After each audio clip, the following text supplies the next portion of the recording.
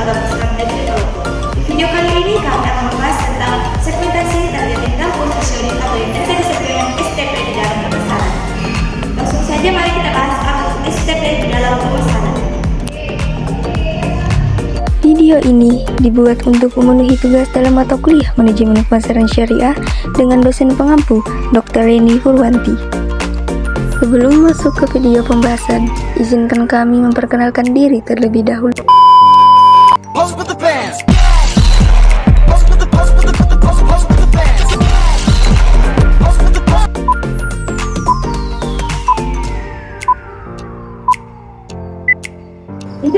Segmentasi, targeting, dan positioning adalah salah satu pendekatan atau model yang digunakan untuk mengembangkan pesan dan strategi pemasaran yang sesuai pada segmentasi target audiens tertentu. STP melibatkan 3 tahapan. Yang pertama yaitu melakukan segmentasi pasar, dan yang kedua menargetkan segmen yang diyakini paling menguntungkan, dan yang terakhir memposisikan produk yang akan dijual dengan cara yang paling bernilai.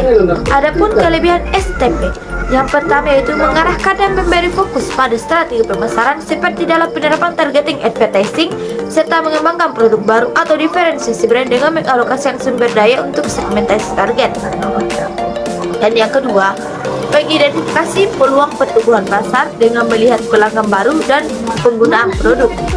Dan yang ketiga, mencocokkan sumber daya perusahaan yang efektif dan efisien untuk menargetkan segmen pasar yang menjanjikan return of marketing investment yang lebih besar. Dan yang keempat, meningkatkan posisi perusahaan menjadi lebih kompetitif. Nah, apa saja pendekatan dari STP ini? Yang pertama, dilihat dari segi segmenting. Segmenting atau segmentasi dilakukan dengan membagi pelanggan menjadi sekelompok orang dengan karakteristik dan kebutuhan yang sama. Langkah-langkah segmentasi dilakukan agar dapat mengusulkan pendekatan untuk memenuhi kebutuhan masing-masing kelompok dengan cara yang lebih efektif dibanding hanya menggunakan satu pendekatan untuk semua pelanggan.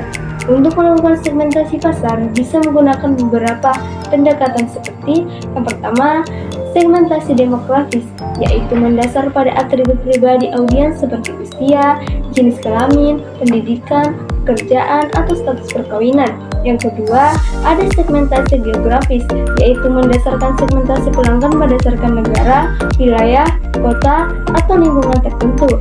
Dan yang terakhir, segmentasi fisiografis, yaitu didasarkan pada kepribadian nilai-nilai atau gaya hidup tertentu.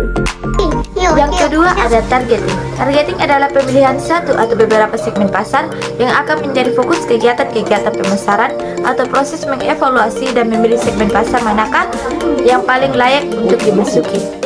Untuk memilih target pemasaran ini, ada beberapa hal yang harus dipertimbangkan seperti yang pertama, ukuran.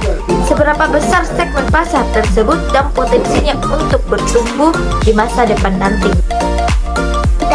Yang kedua, profitabilitas, yaitu segmen di mana yang memiliki potensi untuk menghasilkan keuntungan lebih tinggi bagi produk atau layanan yang disediakan. Lalu bagaimana dengan lifetime value customer di segmen tersebut? Dan yang ketiga, aksesabilitas, yaitu seberapa mudah atau sulit bagi kamu untuk mencapai segmen target market tersebut dengan pemasaran yang dilakukan, pertimbangan segala hal hambatan yang ada ketika kamu harus mengkomunikasikan pesan pemasaran ke segmen pasar yang ditargetkan. Dan yang keempat, fokus pada manfaat. Masing-masing segmen ini membutuhkan manfaat yang berbeda. Dan yang terakhir ada perbedaan. Harus ada perbedaan yang terukur di antara segmen-segmen pasar. Dan yang terakhir dalam segi positioning. Positioning ini dapat diartikan menentukan bagaimana produk atau brand direpresentasikan dalam benak pelanggan potensial. Jadi, untuk merumuskan positioning dapat diperhatikan beberapa tips. Yang pertama, tawarkan solusi.